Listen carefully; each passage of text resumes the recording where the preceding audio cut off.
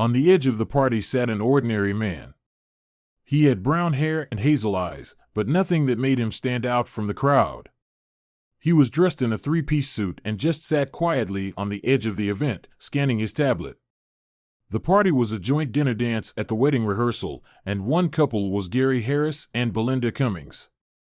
Gary was about 6 feet 1 inch tall, 200 pounds, had wavy blonde hair, blue eyes, and a smile.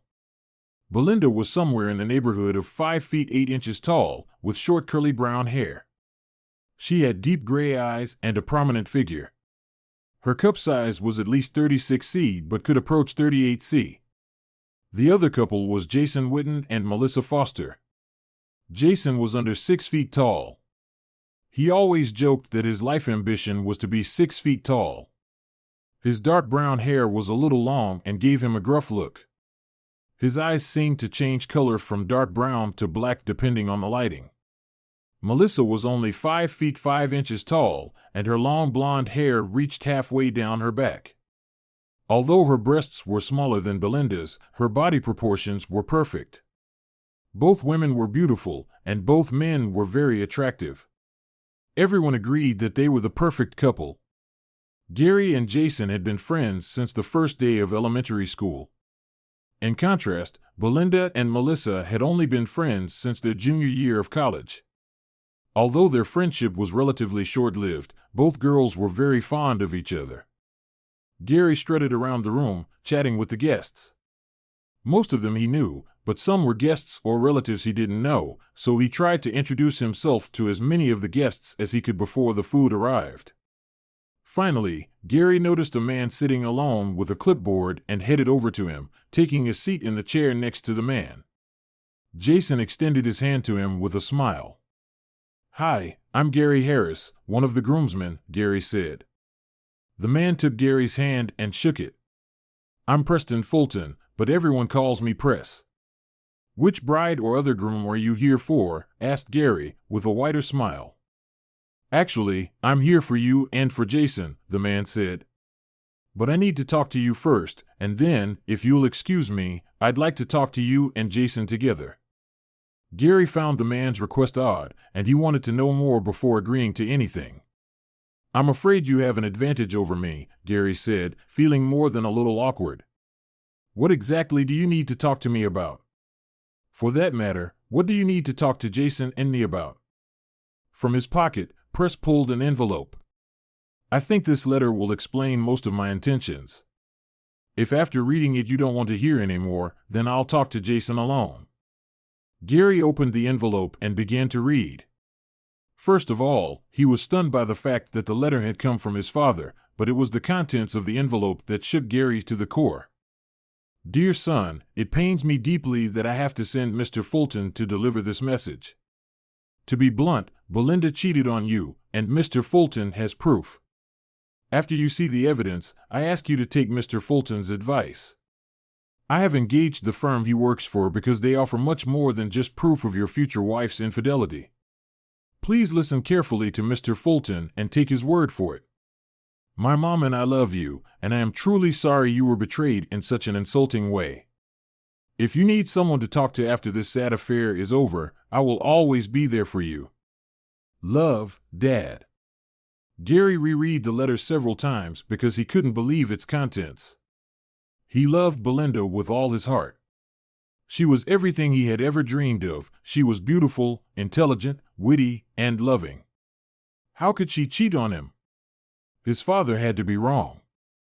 The letter may have been a forgery, but the signature was accurate. Gary just couldn't understand what his future wife was being accused of. "I don't believe what my father says," Gary said, with growing anger. "If it were true, he would have told me so himself." "Let me introduce myself," Press said, pulling a business card out of his wallet. Gary picked it up and read it. In the center, it said Me Inc. At the bottom right, it said Preston Fulton, Field Representative. The map didn't make sense, and Gary didn't try to hide his confusion or suspicion. "What the hell is this Inc.?" Gary asked. "It stands for male equality?" Mr. ___ said simply, "What the hell is this?"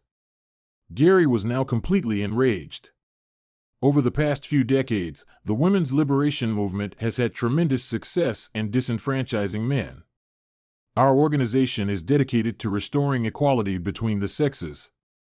In its present form, the National Organization for Women has done undeniable harm to young men, and especially boys. What? I've never heard anything like that, Gary objected. Besides, what does that have to do with Belinda cheating on me? As for your fiancé cheating on you, nothing. But she feels entitled to do so because of the garbage spewed by the NOW organization, Press said calmly. But our organization was founded to fight back against the unjust laws that are now in place and to protect young men and boys from the hatred directed at them by these women's organizations. Press paused for a moment to study Gary, making sure that the young man was still watching him and not completely immersed in thoughts of his fiancée. Press continued, for example, most elementary school teachers are women, and study after study shows that these women consistently give boys lower grades than girls. A boy may not hear one good word about being a man his entire school life. Literally, we are producing generation after generation of wimps. When young men graduate from college, more and more of them are choosing to live at home with their parents. Fewer and fewer men are going to college, and of those who do enroll, even fewer go into academia. Me Incorporated is committed to reversing this trend. At that moment, Gary was close to melting. 10 minutes ago, he had been the happiest man in the world. Now he was on the verge of a nuclear explosion. He had to find out if it was true about Belinda. Okay, all that may be true, but where's the proof of Belinda's adultery? Gary asked. Press placed his hand on the young man's arm. Before I show you the evidence, I want you to remember your father's advice. Please listen carefully to what I'm about to offer and follow my instructions. After I show you the videotapes, you will want to meet your fiancée immediately. Naturally, you will want to punish everyone involved. However, by doing so, you will deny yourself the opportunity for maximum revenge. And I want to emphasize that this is not just about revenge for revenge's sake. What I'm about to suggest should send a very strong message of treason. So, can I count on you to remain calm? Gary's heart began to beat much faster, and his hands were sweating, but finally, he nodded. Whether you decide to pounce on your fiancée tonight or not, I still want to talk to you and Jason. And while this conversation won't help you deal with the situation, it will help protect you both in the future, Press said. Gary nodded again, satisfied. Mr. Fulton clicked the launch triangle on the screen and handed the tablet to Gary. A few seconds later, Gary saw Belinda being friendly with some strange guy. There was no time or date on the video, so Gary brushed it off. He had slept with many women before his engagement to Belinda. He wouldn't blame her for her sexual activity before they were exclusive. Then another video started, and it angered Gary. It showed Belinda being entertained by an ex-boyfriend, and the date was stamped 2 days after they decided to only date each other. He brought it up because they decided to be exclusive for New Year's Eve, and the video was dated January 3rd. However, Gary decided that if it was an isolated case of a relationship ending, he would ignore it. But the next 3 videos left no doubt that Belinda was a cheater. They were made during the 6 months he and Belinda were engaged. Not only was Belinda being entertained by half a dozen different men in the videos, but some of them were his friends. The last video almost made Gary lose his temper and go on a rampage at the rehearsal party. It was a picture of Belinda and Gary's best man, Spencer Tolliver, having sex in Gary's apartment, and the audio recording was what almost made Gary erupt. I suppose these little get-togethers will end after your wedding, said Gary's best man. No way, Belinda giggled. I love Gary to bits, but I like you too. I'll find a way for us to get together. I feel kind of bad about having fun with old Gary, Spencer laughed, but I'd be crazy to give it all up. Press watched Gary, looking like he was about to get sick, taking a bottle out of his pocket. The field representative opened it and waved it in front of Gary's nose, then handed Gary the water bottle that was at his feet. Are you feeling better? Asked Mr. Fulton. Your reaction is quite typical of someone who has been taken by surprise. I'll explain in a minute how we're going to handle this situation, but take comfort in the fact that you found out about Belinda now and not 10 years from now when perhaps there will be children. When Gary had more or less pulled himself together, Press asked him to get Jason. Press advised Gary to tell his friend about Belinda. It would be best if Jason knew about it before the ceremony tomorrow, Press also told Gary. Jason isn't facing the same problem, but they both need to hear what he has to say. This information is important for the future of both of them. It took several minutes before Gary separated his friend from the groom. Finally, Gary insisted, saying that Jason needed to meet someone on the way out. Gary whispered in Jason's ear. Jason stopped abruptly and said, "No way," but Gary assured him that it was true. The encounter was a little awkward, and at first, Jason didn't want to stay. He only agreed when Gary explained in more detail what he had just learned about Belinda. At first, Jason, like Gary, didn't believe it, but instead of showing Jason the video, Mr. Fulton showed him 3 photographs that left no doubt about Belinda's betrayal. When both men were seated, Press set up a clipboard to record their conversation. He then went into detail about the organization he worked for. Later, Press would review his presentation to see if he had missed anything. Then, of course, he would send a copy to headquarters for review. Every such interview was criticized. Me Incorporated was constantly looking for better ways to grow its organization, protect its members, and disseminate information. Press told Gary again that he was sorry that his fiancée had made such a mess. He handed him a packet that had a detailed list of what he had to do at the ceremony. Press then handed each of the young men a book that described the mission of Me Incorporated and listed some of the problems the organization was facing and how they had to solve them. There was a list of recommendations that every married man should follow. The book was meant to reinforce the advice that Mr. Fulton gave to the young men. He also explained that their fathers had paid for lifetime memberships for their sons. Mr. Fulton stayed a few more minutes to make sure Gary didn't snap at his fiancée. He nodded approvingly when Gary told Belinda that he had stomach problems and was going to his parents' house. Staying at his parents' house had already been arranged. It was due to an old superstition that the groom was not to see his bride until after the wedding. Mr. Fulton also approved when Gary simply pecked Belinda on the cheek and left. If the bride suspected anything, she didn't show it in any way. She danced and drank for the rest of the evening.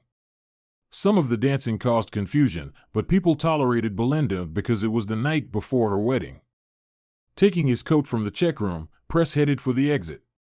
He had another appointment tonight besides. He had to be at the church tomorrow to oversee Gary's wedding, and the next day, he had a meeting. Then, thankfully, he would be able to go home to his family with his scarf wrapped around his neck and his winter coat on.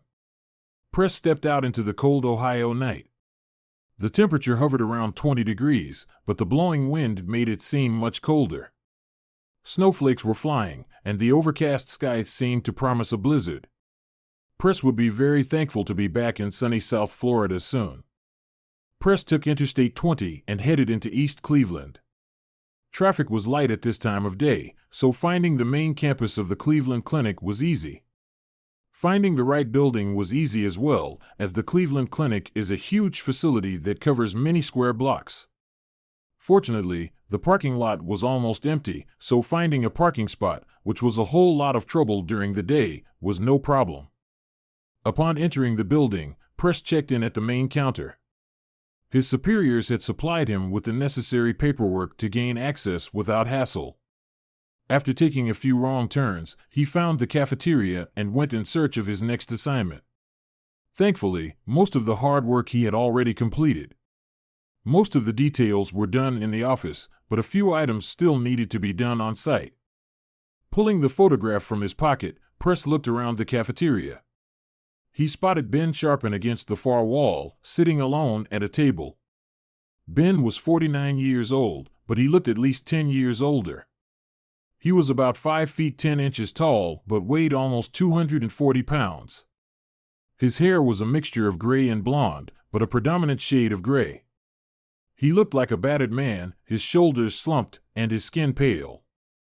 Looking at him, Press wasn't sure Mr. Sharpen had ever smiled in his life. "Mr. Sharpen, I'm Preston Fulton," Press introduced himself. "You can call me Press if you want. I work for a company called Me Incorporated. We work to help people like you." The man stood up and shook his hand. "It's nice to meet you," he said. "But as I told you on the phone, you can't tell me anything about my ex-wife, Connie. That would shock me. And I'm sure there's nothing you can do to help me. The truth is, I don't give a damn what Connie does or who she does it with. As for my kids, they're not worth blowing up." "I think I have some information that you will find very interesting," Press said. "But before I begin, why don't you tell me about your marriage and divorce?" "Not much to tell," Ben shrugged. "It was a shitty marriage. Connie and I got married right out of high school. The first 2 years of marriage weren't bad. I felt like we really loved each other. But then things started to change when she got a job at that brokerage firm. Her attitude changed, and I was already thinking about divorce. But then she got pregnant, and that's when I was at an impasse. Eventually, she was fired, and we moved. Things got better for about a year, but when she went back to work at the law firm, things went south again. Then she got pregnant again and quit her job. With 2 kids and a wife like Connie, it wasn't a good situation. But I stood my ground for the kids. However, I thought about divorce for a long time. But then Connie announced that she was pregnant again. What a waste of my life." Mr. Sharpen shook his head and took a sip from his coffee mug. Then he sighed. "We were married for about 12 years, and then I caught her with a UPS man in our bed. I immediately filed for divorce. Stupid me didn't hire an expensive lawyer like she did. Of course, I had to pay her attorney fees since Connie was out of work. I got very little sex from Connie in the last years of our married life, but the court screwed me big time." "Tell me about the final divorce decree," Press asked. "I became head of the X-ray department and started making decent money. After the judge got done with me, I was left with about what? I was making mistakes when I started out. Connie got the house, and I had to pay the mortgage and property taxes. I also had to pay Connie alimony and child support for each child. What really pisses me off is that I'm paying so Connie can stay home and have fun with her lovers. I'm sure they have a big laugh at my expense. So, you can see why I'm not interested in anything Connie does. I've talked to several lawyers, and they all say there's nothing I can do about it. Your case is one of the most egregious miscarriages of justice I've seen in recent memory," Press said sympathetically. "I think action needs to be taken to change the situation. I appreciate your sentiments, but I only have 2 alimony payments to make, and I'm free of those rotten children of mine. Connie has been turning them against me from day one. If any of those kids were burning, I wouldn't cross the street to piss on them to put out the fire. As for Connie, if she was burning, I would cross the street, but that would be to pour gasoline on her. So, there's nothing I can do right now, but I appreciate that you care. You're one of the few people who took my side. I understand why you feel helpless," Press said, setting the briefcase on the table and opening it, "but there are a few things you don't know that will change the game significantly." "Like what now?" Ben was mildly curious. "For starters, Mr. Sharpen, none of these 3 children are yours." Press pulled out the DNA tests and placed them on the table. "That damn fool," yelled Ben, pounding his fist on the table. The cafeteria went quiet, and all eyes turned to us, but after a few moments, everyone went back to their dishes. But then Press noticed that Ben seemed to shrink back into himself. In a quiet voice, he said, "It's not much of a relief anyway, because I'm almost done paying alimony. At least I won't have to feel guilty for hating those kids." "No, Mr. Sharpen, your relief is just beginning," Press said with a smile. "Let me explain. You may or may not have to pay your last 2 child support payments. We know who the fathers of all 3 children are. 2 of them work at a law firm, and 1 works at a brokerage house. All 3 are married and are partners in their firms. We just filed papers to sue them for all the child support you paid for their children. They will be forced to pay you back tens of thousands of dollars. The wives of all three men will be informed of their infidelity. I don't know if their wives will divorce them or not, but there's a good chance they will." Ben sat stunned. "Is it really true?" "Absolutely, and I'm not done yet. You still have a lot to learn, and we right any wrongs done to you." "Why are you doing this for me?" Ben asked with concern on his face. "I can't afford to pay you anything. I'm barely making ends meet as it is." "Calm down, Ben," Press said at once. "This is being done pro bono. As I explained before, the company I work for is primarily concerned with correcting the injustices done to men. It is time that both men and women truly have equal rights." "Wow, I didn't know there was such an organization," Ben offered. "But how do you pay for everything you do?" "We use interest from our capital fund," explained Press simply. "We attract new members all the time. New members pay a one-time initiation fee of $1,000, then they pay an annual fee of $250. They also pledge to help if their expertise can be of assistance. Lifetime membership costs $100,000. All money raised goes into a capital fund. We use the interest to fund our projects. Currently, our capital fund is approaching $2 billion. We also have some major benefactors who fund our lobbying efforts and very generously contribute to our endowment." "But I didn't pay you guys anything," Ben protested. "And like I said, I don't have any money to spare." "Again, Ben, calm down. It won't cost you anything. About 20 or 30 times a year, we take on cases pro bono. Your case is one of those. Me Incorporated takes care of all expenses." "I don't know how to thank you," Ben said gratefully. "I'm not done telling you about everything we're going to do on your behalf, but if you want to thank us, live well," Press said. Ben only nodded, then smiled for the first time that evening. "Now, let me continue," Press began again. "Your ex-wife has not been honest with the court. She has a source of income, however, it is an illegal source. She sells drugs. Moreover, she was selling them while you were still married. She hid the money abroad, but we found out where and cleaned out her accounts. Tomorrow, she'll find out all her money's gone, but that will be just the first bad news for her. We've arranged for the police to search your old house.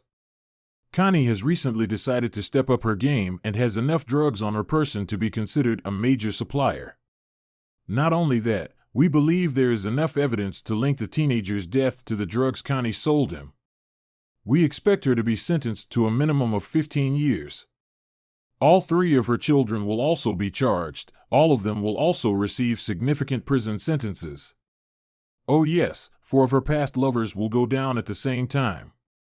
Connie will be an old woman if she ever gets out of prison." Ben's eyes widened considerably as he tried to digest what he had heard. "Now let me tell you the most important thing of all, that brokerage house and that law firm that employed the people who got your wife pregnant are being sued for allowing their partners to take advantage of you and your wife. We expect them to quietly pay you a 7-figure settlement each. When that money arrives, you will be able, if you wish, to purchase a lifetime membership in Emmy Incorporated. However, since you are in a pro bono business, you are not required to do so."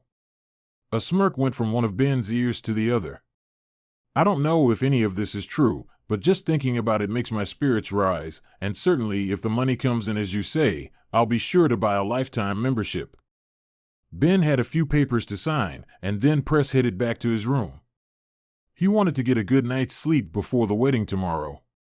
The next day, the blizzard of the day before had subsided, and the sun was shining brightly. Press was sure that the bride would be pleased. The temperature was still around 20 degrees, however, so the cold was quite bearable. The wedding was scheduled for 1:30 in the afternoon, so Press took his time, spending an hour looking through the paper. When he finished, Press rolled the paper into a ball and threw it on the floor. During his training, he'd been taught to detect media bias. There were at least 5 articles in this morning's paper supporting a woman's point of view or condemning a crime a man had allegedly committed against a woman. What annoyed Press was not that the man was likely guilty of what the article said, but that the article was put on the front page and gave the crime much more weight. This was typical of most newspapers, and the same bias was common to magazines, movies, television news, and TV shows. By 1:45, Press was sitting in the back row of the church on the groom's side. Once seated, he looked around for the videographer. Not finding one, Press stood up and started looking. If the person who was supposed to videotape the service wasn't there, Press would have to use his handheld camera. He didn't really want to do that because the quality of the footage wouldn't be very good. Finally, when Press went up to the balcony, he found the videographer sitting by the railing. When he went downstairs, Press saw that he had chosen a perfect place to shoot. Finding nothing else to do, he returned to his seat. At exactly 1:30, the organist, who was playing random pieces, suddenly stopped and began the wedding march. Gary, his best man, and the groom's friends had already gathered on one side of the altar. The bride began to walk slowly down the aisle under the arm of her father. About 10 minutes before the service began, the two white screens were slowly lowered to the side, but so that they were facing the congregation. When the bride and groom were finally together at the altar, the priest began, "Today is a glorious day when a man and a woman will vow to each other in holy matrimony. It is the beginning of a lifetime of loving, working, and helping each other become more than they would have been. Gary Lewis Harris, do you take Belinda Marie Cummings to be your lawfully wedded wife, to have and to hold from this day forward, in sickness and in health, in wealth and in poverty, leaving all others, until death do you part?" Gary didn't say anything for several long seconds. He just stood there staring at Belinda. The assembled guests began to murmur because of the delay in answering. Then Gary turned to the people in the pews and said in a loud voice, "No. I will not take that cheating expletive as my wife."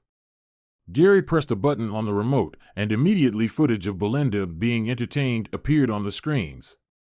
Pandemonium broke out as Belinda and her mother screamed. Some people got up and left the church as quickly as possible. Press watched the expression on Spencer's face, which had turned 6 shades paler. At that moment, Gary moved toward Spencer. "Gary, me," the best man whispered. He didn't get a chance to say anything because Gary hit him with his right. The blow struck Spencer on the bridge of his nose, and everyone in the church heard the bone break. Spencer flew backward, and blood rushed from everywhere. Some of it got on Gary, but the priest was hurt too, as was the front of Belinda's wedding dress. At that moment, Belinda collapsed to the floor and broke into hysterical sobs, while her mother tried to comfort her. Belinda's father stood over the two women, red-faced. He looked alternately at the screen and at his daughter, and there was an expression of absolute disgust on his face. Finally, he growled, "Belinda, don't come back to our house." As this drama unfolded, the groom's friends, except Jason, began to move, but they didn't know what to do. Jason stepped toward them, raising his hand.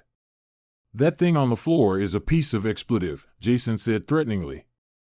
"If you want to defend it, you're no friends of Gary's or mine." The 4 groomsmen looked at Jason and then at the screen. They all shook their heads, and one of them said, "I want nothing to do with that expletive." "What a piece of expletive." Jason walked over to the fallen Spencer and helped him up. "Listen, Spencer," Jason said in a loud voice with disgust, "you know you're a piece of expletive, and everyone here now knows you're a piece of expletive. We've been friends all our lives, and this is what you did. Not only were you supposed to be Gary's best friend, you're also an ADA. How do you think your boss is going to react when he gets that copy on his desk on Monday? And I think the copy that gets sent to the Bar Association is going to get you in a lot of trouble. So why don't you do everybody a favor and get the hell out of here? Oh, and lose our phone numbers." Spencer crabbed his way away from Jason and disappeared through a door at the back of the church. Meanwhile, Gary took out the package Mr. Fulton had given him the night before and hid it behind the column to the right of the altar. From it, he took out pictures of Belinda with various men and began handing them out. The groomsmen were the first to get the pictures, then Gary settled on Belinda and her mother. "Here are some pictures to help you remember this special day," Gary said, dropping a dozen into Belinda's lap. She raised a pained look at him. I'm so sorry, Gary. I really love you. Gary just shook his head and grinned. Let me see if I'm understanding this correctly, he said. You're expressing your love for me by having fun with Spencer. You really are expletive, Belinda. You desperately need help, but luckily that's not my problem. Good luck with the rest of your miserable life. Please, Gary, give me another chance, she shouted after him. Over his shoulder, he replied, No way. Gary walked down the aisle, tossing the pictures onto the pews. Then his father caught up with him and put his hand on his son's shoulder. Come on, Gary. I think we should all go. The reception is already paid for. I think we should at least get something to eat for our trouble, his father said, looking at Gary with a sad smile. Give me a second, Dad. There is one other person I want to be sure to show these pictures to, Gary said, heading toward the solidly built older man with gray hair who was Belinda's boss. He was the owner of a well-known financial planning firm where Belinda had worked for the past 2 years. Mr. Turner, I'm Gary Harris, Gary addressed Belinda's boss. You probably don't remember me, but you and I met at your company's Christmas party. Yes, Gary, I remember you, Mr. Turner said, rising and taking his wife's hand to help her up. I'm terribly sorry about the way things turned out. I'd like to give you these pictures. Gary held out half a dozen snapshots. There's no need for that, Gary. I've seen enough. Oh, these pictures aren't for you, Mr. Turner, Gary said, holding them out to Mrs. Turner. These pictures are from Mrs. Turner. They are pictures of you and Belinda. You spread her out on your desk and made a good deal of fun of her. I hope you enjoy these pictures, Mrs. Turner, as much as your husband and Belinda enjoyed this moment. Gary then turned to his father. I'm ready to go now, Dad. Press smiled as he recorded this exchange after consulting with the videographer and making sure he knew where to send a copy of the recording. Press headed back to his room. He needed to write up his report and review the videotape he had made of his conversation with Gary and Jason. The report was pretty straightforward. Press went over it twice to make sure he had included everything and hadn't messed anything up. Press then pulled out his clipboard and reviewed the conversation with Gary and Jason. He kept a checklist next to him to mark off each item as it was explained. The first thing he talked about was the mission of Me Inc.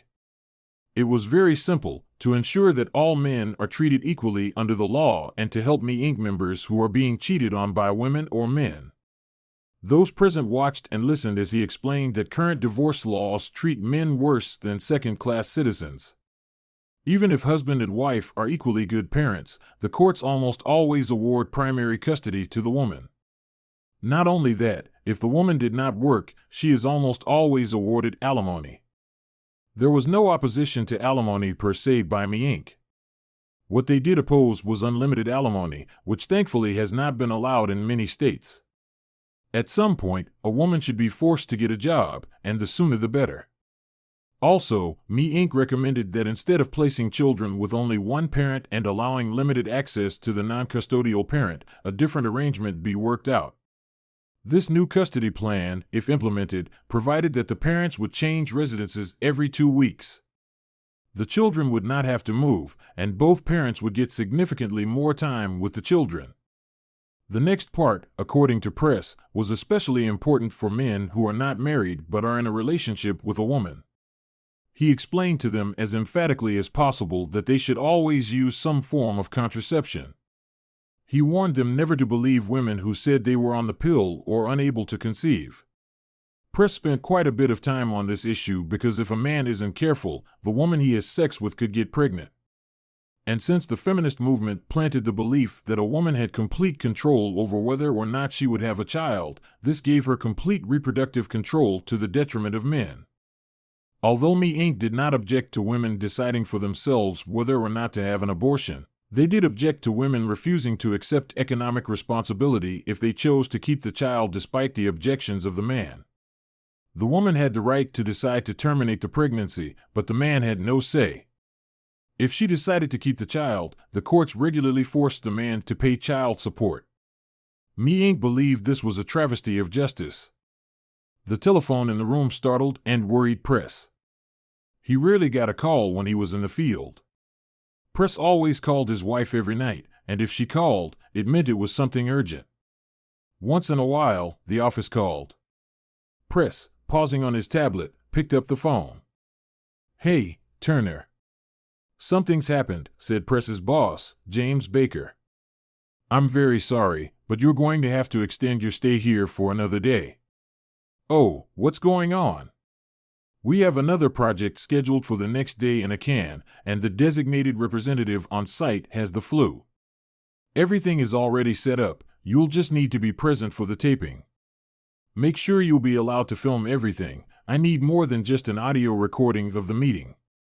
The usual bonus for the extra day has already been approved and will be included in your next paycheck. I've got my camera charging right now, so no problem, and I never turn down extra money," Press grinned, "but you know me, I'd just as soon spend an extra day. That's how much I believe in what we do. I always appreciate your attitude. I will email you all the details of the new assignment. We have rebooked you on a later flight, so don't worry about that. Again, I apologize for tearing you away from your family. Hopefully, your flight will be able to leave before the big snowstorm hits. 15 to 20 inches of snow is predicted to fall after the call." Press waited for the letter to load before opening it. It turned out to be an interesting case of a wife who dreamed of becoming a movie star. Her husband was a very successful screenwriter in film and television. He had just finished his latest script for a very successful television series that had been running for 5 years. Even though they wanted him to stay, he had other things to do. During the 5 years of their marriage, his wife, without realizing it herself, had had numerous affairs. All of them were with people in the industry who the wife thought could advance her career. She was now dating one of Hollywood's biggest stars, Kirk Southern. He had promised to cast her in his next 3 movies. Press looked into all the logistics of this project to make sure everything was provided for.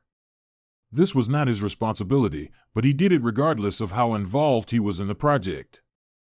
This project was well planned and perfectly executed. He then looked through his email and found information about the new flight. Finally, he turned his attention back to the video. Press had always found the men's reaction to one of the Me Incorporated presentations interesting. This was the case with both Gary and Jason, but it was the next item that Press shared that elicited the most response. Press addressed the topic of DNA testing. This was one of the biggest lobbying efforts of Me Incorporated. They hoped that every state would pass a law that would require DNA testing of all newborns. Too few fathers do DNA testing of their children when they are born. If the new law were passed, it would allow paternity to be established right away. It would also allow potential health problems in newborns to be identified.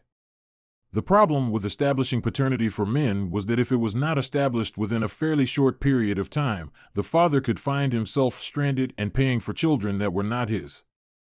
In many states, courts ruled that men only had a short period of time to prove that they were not fathers. After that, cuckolded men had to pay for the children even if they knew who the real father was and could prove it. There was no guarantee that the courts would make natural fathers pay. If the new law had been passed, it would have allowed a man to stop paying at any time for children who were proven not to be his. In the present situation, the cheating wife was rewarded and the innocent husband was punished. 22222222222222222. Press continued to watch his presentation on his tablet, noting each point as it was discussed. However, he paused the video when he reached one particular section. It was an issue he had never considered in his first marriage, the issue of his wife's refusal to have sex. His first wife wanted sex all the time and, as it turned out, wasn't too picky about who she had sex with. While money was still the number one issue causing discord in marriages, sex was at the top of the list. The laws had changed in the last 30 or 40 years, and now a husband could not force his wife to have sex with him. The press was in favor of this, but here the question arose, why get married? The press couldn't imagine anything more humiliating than a husband wanting to have sex with his wife and her refusing him for no good reason. To address this problem, Maine Incorporated recommended that all men insist on a prenuptial agreement. It was strongly recommended that they sign a prenuptial agreement before marriage. This was recommended regardless of whether or not they had property. Of course, this agreement prescribed the division of property in case of divorce, but it went much further. It also contained a clause that penalized one spouse if it was proven that he or she had cheated. Instead of a 50-50th split, it would be split 70-30ths, with the lion's share going to the spouse who did not cheat. It was also recommended that the agreement include a clause that at least one day a week be set aside for sex. This way, the husband did not have to worry about being rejected. It also stipulated that if either party refused to honor the terms, it was grounds for an 80-20 divorce with property division. Of course, the spouse who refused to have sex would only get 20% of the property. Despite some doubts about the philosophy of Maine Incorporated, the press supported the organization 100%.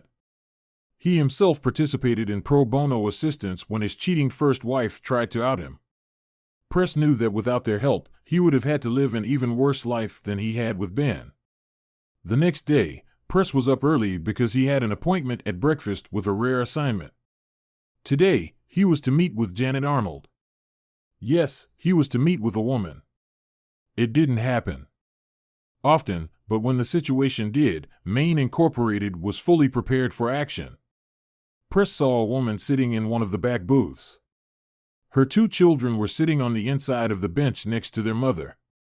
The boy, who Press thought was about 7, was sitting by the window, and the girl, who looked to be about 5, was sitting next to her mother. Both had sand-colored hair and were coloring with crayons on their placemats. They were both wearing a variety of clothes that protected them from the cold. They looked content for the moment, but glanced at their mother from time to time to make sure she was still around. Janet had dirty blonde hair that she was trying to put in a semblance of order. She wore no makeup and looked haggard. Once upon a time, Press thought Janet must have been quite beautiful, but now she was a little overweight, and her eyes seemed dull. Even from across the room, it was obvious that Mrs. Arnold was at least 6 months pregnant. But Press took comfort in the fact that he was to relieve some of her suffering. When Press was first sent on a case like this, it really surprised him so much so that he questioned why he was helping a woman. He thought it was the job of Maine Incorporated to help men. Mr. Wagner, a senior vice president, heard the question and immediately stepped in to clear the air for the new company representative, Mississippi Stefan. He said cheerfully, "I think you should reread your textbook. We strive for true equality between the sexes, not the one-sided policies that feminists preach. It's true that we primarily help men, but if one of our members is cheating on his spouse, we'll help the woman if we can." The longer Press worked for the organization, the more he appreciated Maine Incorporated. It was not trying to bring back the old days when women were effectively the property of their husbands. On the contrary, Maine Incorporated wanted the laws to be fair without favoring one sex over the other. The organization wanted to restore the sanctity of marriage and punish as many cheaters as possible. "Mrs. Arnold, thank you for meeting me," Press said, lowering himself into the booth across from her. "I hope you don't mind, Mr. Fulton," she asked nervously, looking back at her children. "But my mother hasn't been able to watch the kids." "Not at all," he said with a smile, turning to the 2 children. "I hope you're hungry because I hear the pancakes here are amazing. They put whipped cream and sprinkles on them." At the mention of food, both children raised their heads. Press felt a slight pain in his heart. He could see that they were hungry. The thought of his children starving made him sad. "You don't have to do that, Mr. Fulton," Janet protested. "You told me you found my husband's small account and you know how I can access the money. Ever since Dad left us, money has been tight.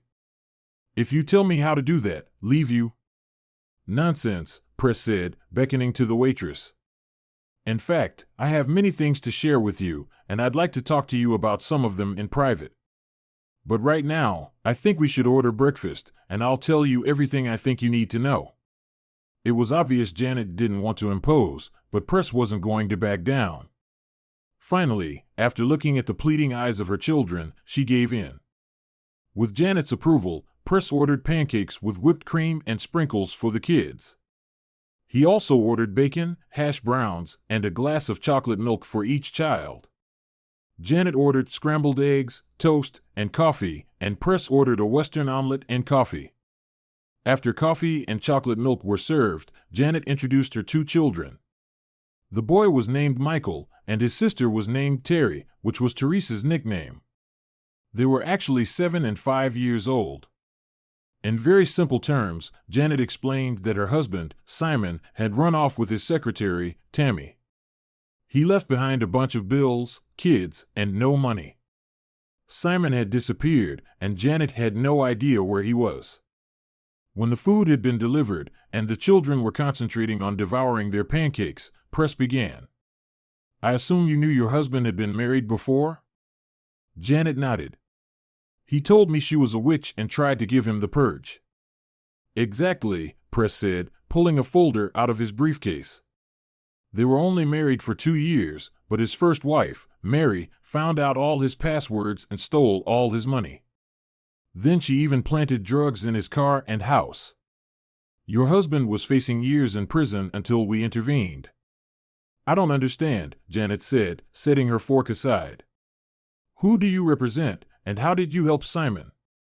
"I guess the easiest thing to say is that we're like an insurance company, and your husband bought a policy to protect himself from being cheated. And Mary didn't turn out to be as smart as she thought she was. For one thing, she left her fingerprints on 1 bag of drugs. We also arrested her supplier, and he turned her in. Then we found out where Simon's money had been transferred to and recovered it." This explanation seemed to satisfy Janet, and she went back to eating. "When I first called you," Press said, opening the folder, "I had just begun my investigation. Normally, I wouldn't have contacted you so soon, but I knew how desperate you were for money. In any case, since we last spoke, I've managed to uncover a lot more of your husband's assets. He's really doing quite well for himself. Did you know that?" Janet shook her head. "Thad took care of the money. I took care of the kids and the house. So far, I have determined that he absconded with about $2 million worth of liquid assets," Press explained. "In addition, he has partnership interest in 3 businesses where he is a silent partner. He receives about $100,000 a year in income from these 3 businesses, Mrs. Arnold. There is every reason to believe that you are entitled to your husband's 1/2 interest in these partnerships." Janet sat in her seat with her mouth open. After thinking for a moment, she leaned forward and said with deep sadness in her eyes, "That may be true, but I don't have the money to fight my husband. I can't even afford a divorce lawyer. So, there's nothing I could do, Mrs. Arnold." "I don't want you to worry about this anymore," Press said, patting her hand. "We've arranged for an excellent attorney to handle your case. He'll be contacting you later today. As for paying for his services, we already have a court order that your husband will be responsible for his bills. In addition, we have located your husband. He went to Costa Rica with his girlfriend. But he has been served with divorce papers and is in custody pending extradition. All of his assets are now frozen, except for the modest amounts that the court has ordered to be paid to you and Tad for living expenses." Tears streamed down Mrs. Arnold's face, and she began to tremble. "This isn't a cruel joke, is it?" "I assure you that everything I have told you is true," Press reassured her. "And I have put all the documents to back up my words in this envelope, which you can take with you and read later. Before you leave, I will give you access to the first account. You can transfer the money or just withdraw it. But right now, I'd like to talk to you in private. Do you mind if we sit at the empty table over there? You can watch your children, but they won't hear what I say next." Janet gave Press a strange look, but after telling the children to behave, she moved to a nearby table. They were still fully engrossed in their pancakes and chocolate milk. As soon as Janet was seated, Press began discussing the sensitive part. "Your husband, as it turns out, is not a very nice man. But I suppose you've already guessed that. I don't know when he turned into the scoundrel he is now, but he made a very bad mistake. There is a clause in our insurance policies that spells out the penalties if he breaks any of the rules. Not cheating on his wife is the very first rule. A look of confusion appeared on Janet's face. Fines? What kind of fines? I don't understand. Well, most of the wealth your husband will have left after you get your fair share will go to pay his fines to me Incorporated. He won't go bankrupt, but his standard of living will drop significantly after he gets out of prison. Prison? Janet said louder than she wanted to. What's he going to jail for? He will be convicted of tax evasion and currency violations. I can't tell you how much time he'll get, but I'm sure he'll spend at least 6 months in jail. And I'm sure you don't care about his secretary, Tammy, but for your information, she's stuck in Costa Rica with no money. All the research I've done convinces me that she's nothing more than a gold digger. It's going to be very difficult for her to get back to the United States since Dad put their passports in a safe deposit box, and Tammy doesn't have access to them. A smile lit up Janet's face, and then she started laughing. After getting Janet to sign some legal documents, Press said, standing up, "I've got to go." But before. He put on his winter coat, then pulled an envelope from his pocket. "Here's $500. I want you and the kids to buy some proper winter clothes, and then I want you to have a wonderful life." After Press said goodbye to the children, Janet kissed him on the cheek. "I really don't know what's going on, but I thank you from the bottom of my heart." Press paid the bill on the way out and headed to a can. It was there that an additional project was to be realized. The next day, Press went to a conference room in the office of Moreland, Connor, and Stiles. These attorneys represented Beverly Bracken in her divorce proceedings. Gloria Connor was the attorney who handled the filings and negotiations. This firm had a reputation for almost always winning in divorces. They were particularly cruel to the spouses, but today was not one of those days. In fact, it was the worst loss in the firm's history. Paul Bracken was represented by a rather unassuming middle-aged man, Elliot Chalmers. He looked more like a poor British civil servant than a lawyer. Paul, Elliot, and Press sat on one side of the table, with Paul sitting between the other two men. On the other side sat Mrs. Bracken, Gloria Connor, a court stenographer, and a secretary who was just putting her elaborate notary seal. Press studied both Paul and Beverly. Paul was certainly better looking than the average guy, with black hair and an attractive personality. He entertained Press and Elliot with stories about working in Hollywood. Beverly was a strikingly beautiful woman. Her blonde hair, blue eyes, and stunning figure caused instant awe. But after your first reaction, you would begin to realize that there was something off about her. Perhaps it was her smile, which never seemed to reach her eyes. She just didn't seem quite sincere. Regardless, Beverly was stunning, and it was obvious why Paul had married her. Before we begin, Press stood up and placed his camera bag on the table. "I'd like to set up my camera to record this meeting," he said. "That's impossible," Gloria said with a wave of her hand. "We don't allow filming in our offices unless it's a court deposition. So, I'm sorry, but you're going to have to put the camera away." Press looked at Elliot, who immediately spoke up. "If we can't get this production off the ground, then we're out, and the deal we agreed to is off. We'll have to start from scratch." "You can't do that," Beverly said anxiously. At that moment, Kirk Southern poked his head in, nodded to everyone, and looked at Beverly. "I just wanted to let you know I'm here." Press looked around the room, and everyone, even Gloria, had a dreamy expression on their faces. He grinned to himself. Beverly looked pleadingly at Gloria, who finally nodded her head. "Okay, Mr. Fton, you can set up your camera," Gloria said, snorting irritably. "I think we can make an exception." Once the camera was set up and working, they began discussing the details of the divorce. The house was to be sold, and the proceeds divided. But Press knew that because of the current real estate market situation, he had very little equity. The money was also to be split 50-50. However, there wasn't much because Paul was mostly writing, and they were living on royalties from the last television series he created. As for the royalties, Paul agreed to give them to Beverly instead of alimony. "Bev, just so we're clear," Paul interrupted, "you get royalties from the Goblet Twins television series. Since I'm giving you all rights to it, you waive any claim to my stamp or comic book collection. In addition, you relinquish any rights to any work I have done or will do in the future. I don't need your stupid comic books, Beverly said dismissively. I have everything I want. One of the last items was a child support clause for Sarah Bracken, who was almost a year old.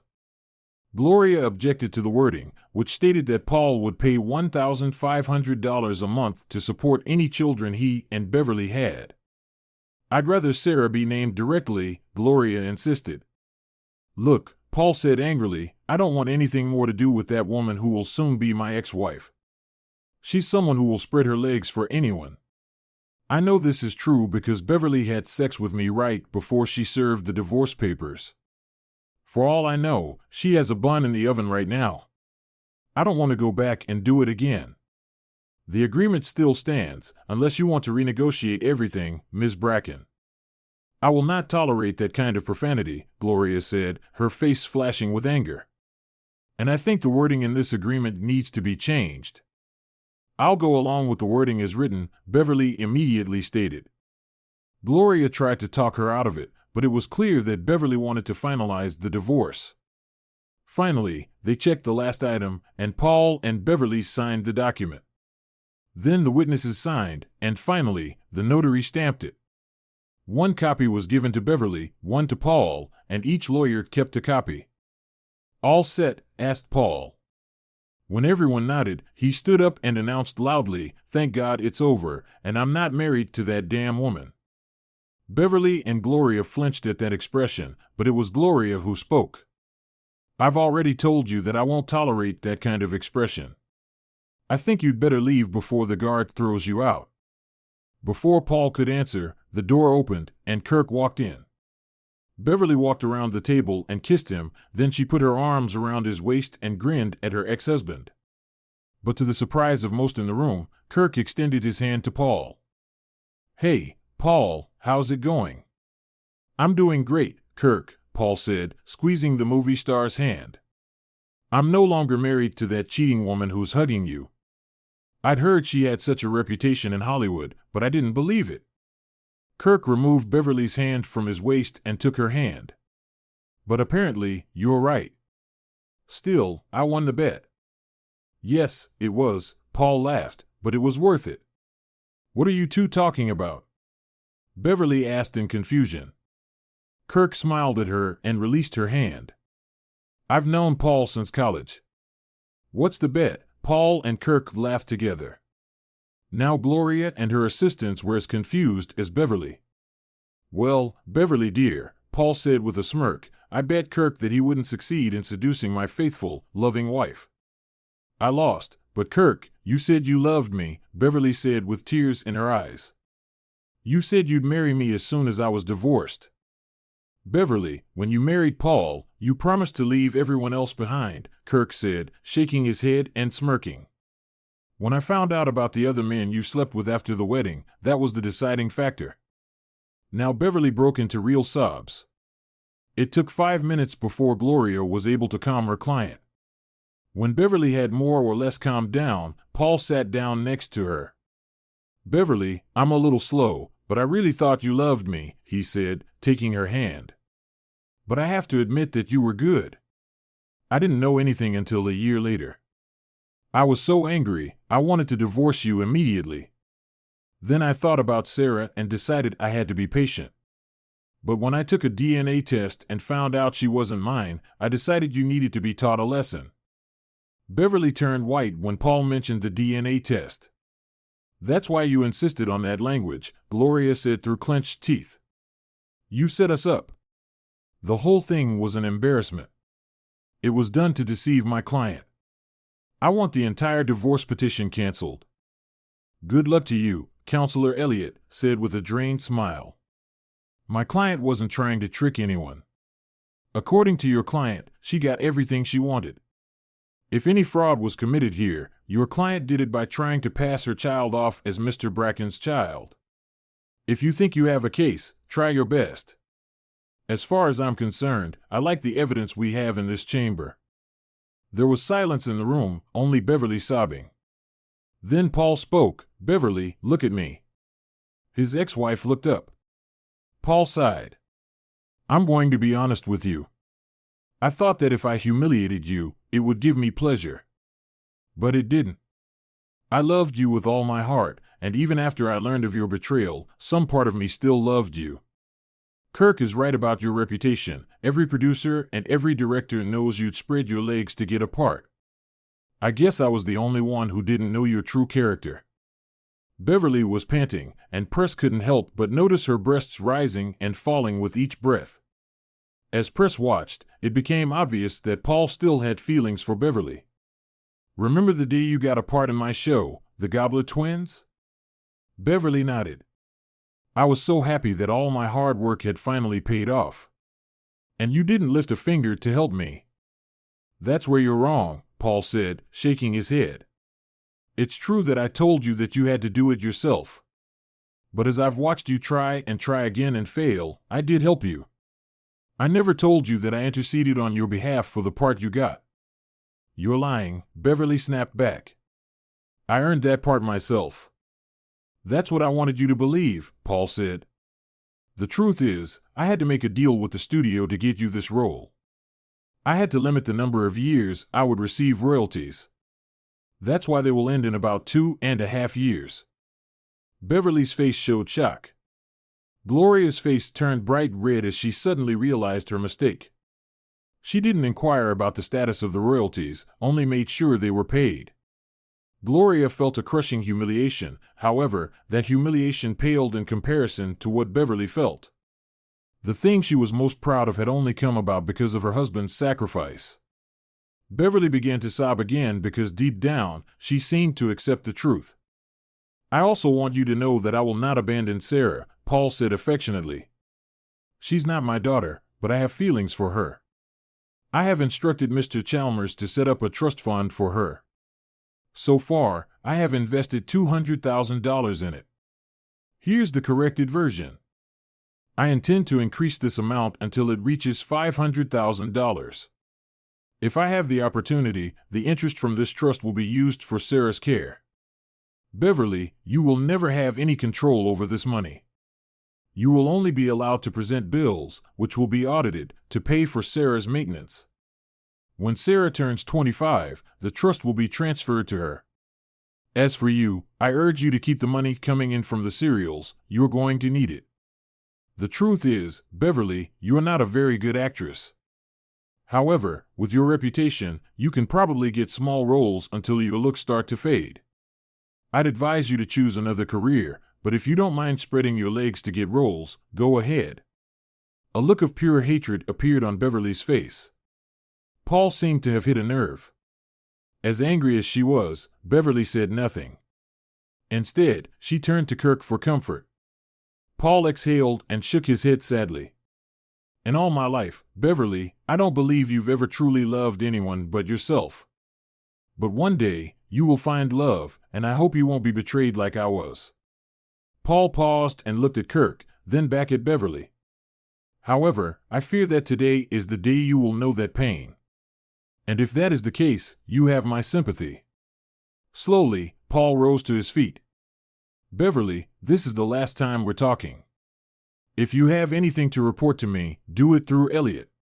Take care of Sarah, or the wrath of God will come upon you." Paul looked around the room, then shook hands with Elliot and the president. After patting Kirk on the shoulder, they left together. Beverly put her head down on the table and sobbed pitifully. Press quickly gathered his equipment, picked up his car, and headed for the airport. His flight was the last one before the airport closed due to the impending snowstorm. A year later, Preston Turner settled into the chair across from his boss, James Baker. It was time for the annual review. Press knew that all of his cases were periodically reviewed. As soon as he filed them, but during the annual review, his boss looked at cases that Press felt should have been closed. Today, Press hoped to close 3 cases from Cleveland and 1 from Akron. After reading Press's highly commended annual review, the 2 men moved to review the cases to determine if they should be closed. Analyze this project with Gary and Jason. Tell me why you think they should be shut down, Mr. Baker ordered the president, Gary Harris, and Jason Witten. Press read from his folder. If you don't remember, the two were supposed to be married in a few days, but we discovered that Gary's fiancée is a serial cheater. Gary completely humiliated Belinda at a church service and walked out. Yes, I remember that video, Mr. Baker nodded. I almost felt sorry for her. Apparently, she really loved Gary. But anyway, how is she feeling after her cheating was discovered? Belinda left Cleveland. She eventually ended up in Las Vegas, where she works as a waitress and part-time dealer. She keeps in touch with her mother, but her father refuses to communicate with her after her failed marriage. Belinda continues to date several men. I believe that she is incapable of maintaining fidelity. Unfortunately for her, however, Belinda seems to still have a memory of Gary as she writes to him periodically. He has apparently forgiven her, as he occasionally responds to her letters. However, there is absolutely no chance of reconciliation in the future. Gary is actually dating a certain Linda Choser quite seriously. If my sources are correct, he intends to propose to her within the next 2 months. What about the best man? How was he treated? Actually, we didn't have to do anything. The district attorney fired him, and the Bar Association suspended his license for 5 years. He lost all his friends and left town shortly after the marriage fiasco. Belinda's boss, his wife, ripped him off in the divorce. He is by no means poor, but he has lost half of everything, and his 3 children do not speak to him. What about the other guy, Jason Witten? He married his fiancée, Melissa, and from the looks of it, they are very happy. Besides, Melissa signed a prenup without any objections. Oh, and they're expecting their first child any day now. Mr. Baker smiled. I approve of the closing of both these cases. Now, tell me about the Ben Sharpen case. As we had hoped, Ben was able to sue and get the birth fathers to pay him back the child support he was paying for their children. However, Ben was able to accomplish much more than just getting his child support money back. As you know, we found the money that his ex-wife was hiding overseas in the drug trade. After taking the amount of alimony Ben was paying her and $300,000 for his pain and suffering, we told the IRS where the rest of the money was. The lawsuits against the law firm and the finance house were quite successful. After deducting legal fees, Ben received almost $2 million. All 3 birth fathers were divorced from their wives. 2 attorneys got their wives to sign prenuptial agreements, but those were rejected because their husbands did not ensure that the individual attorneys representing their wives reviewed the agreements. All 3 received large sums in the divorce. As for Ben, he left the Cleveland Clinic and opened several medical clinics of his own. In addition, he got a girlfriend, Linda Crawford, who used to be a nurse at the Cleveland Clinic and now works for Ben at one of his clinics. Ben also joined a gym and has lost 40 pounds so far.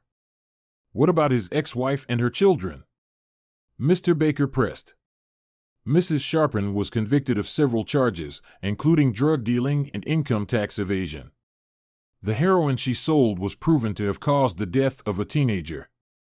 She was sentenced to terms ranging from 20 years to life. Her children received prison terms ranging from 5 to 7 years. Her 4 most recent lovers also received prison sentences, but I did not inquire into their length because they were not part of this project. Great job, I approve of closing this one as well. The Janet Arnold case gave me particular pleasure, press continued without waiting for a response. I am particularly pleased with the result. Mrs. Arnold and her children were so spoiled by one of our members that I was ashamed. I remember the case, Mr. Baker admitted. It was discussed at several executive meetings. Do you think it can be closed now? Yes, sir. The final judgments are in, and Mrs. Arnold has received half of the property we were able to find. At first, I thought there was more money somewhere, but from the state of Mr. Arnold's affairs, I'm sure we got everything. And how is good old Mr. Arnold after Mrs. Arnold got her share? We paid Mr. Arnold's taxes with interest. As you know, We never pay interest to the government because it can take them 3 years or more to determine that they are owed additional taxes. Because of the government's incompetence, we don't believe they are entitled to interest. Nevertheless, when it was over, Mr. Arnold was left with less than $200,000. Since this amount exceeds the maximum amount allowed to be retained for breach of contract, I was prepared to proceed with the case. However, one of his partnership investments went bad, and he lost all but about $30,000. He is now selling used cars. What about the other 2 partnerships? Even receiving half of his share of the income would exceed the maximum allowed to cover his part of the losses from the failed partnership. He had to sell his interest in the other 2. However, we were able to get Mrs. Arnold's claim satisfied before he sold his shares. She is now receiving the income that is rightfully hers. And here's another thing, Press smiled, pulling out a sheet of paper. There seems to have been a mix-up in the paperwork for the extradition warrant. Mr. Arnold had to spend 3 months in a Costa Rican prison. He went in there a little overweight and came out skinny. Apparently, the marshals were pissed because they had never seen a man so happy to be back in a U.S. prison. Just out of idle curiosity, PR's boss asked, "What happened to the woman Mr. Arnold ran off with?" "Ah, Tammy," Press smiled. "It took her almost 2 months to return to the United States after a life of poverty in Costa Rica. I dare say she has a new appreciation for America. Anyway, because of her behavior with her previous boss, she had a hard time finding a new job. She eventually landed a position as an administrative assistant. As far as I can tell, she has not returned to her gold digger image. Nevertheless, she will be monitored, and if she returns, and it is with one of our members, we will take action." "I want to be cautious," said Mr. Baker, studying the report. "Perhaps we'll leave this case open for a while longer to see what Tammy will do and to see if Mr. Arnold has any more money stashed away. Now for the last case, Mr. Paul Bracken. I know what it was, but I'd like you to familiarize yourself with its results. The divorce was contested, but the court dismissed it. Mr. Bracken is now producing a new television series called Runaway Husbands. He made a deal with the studio that owns the series. Since its release, it has been in the top 10. It's already been renewed for 2 years.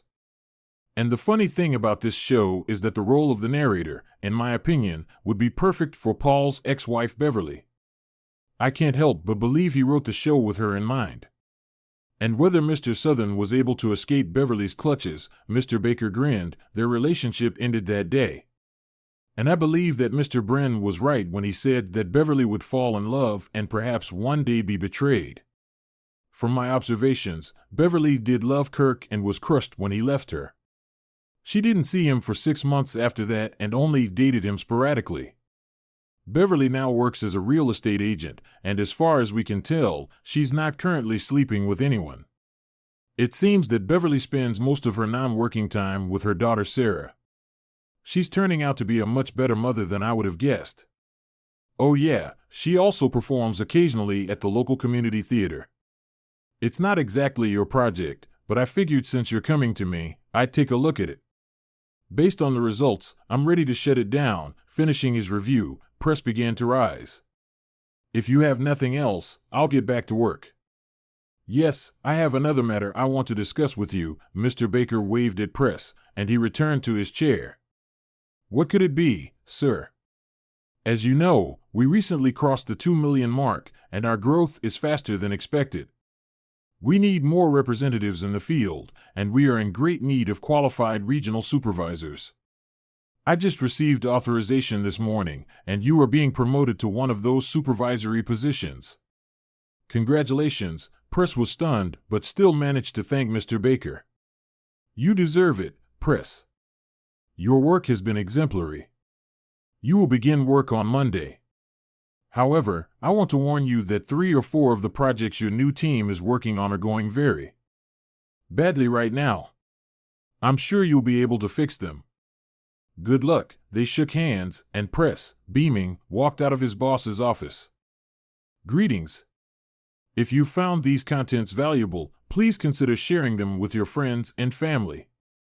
Additionally, if you've enjoyed this video, a simple click on the like button would greatly support our podcast in reaching a wider audience, as YouTube's algorithm favors such engagement.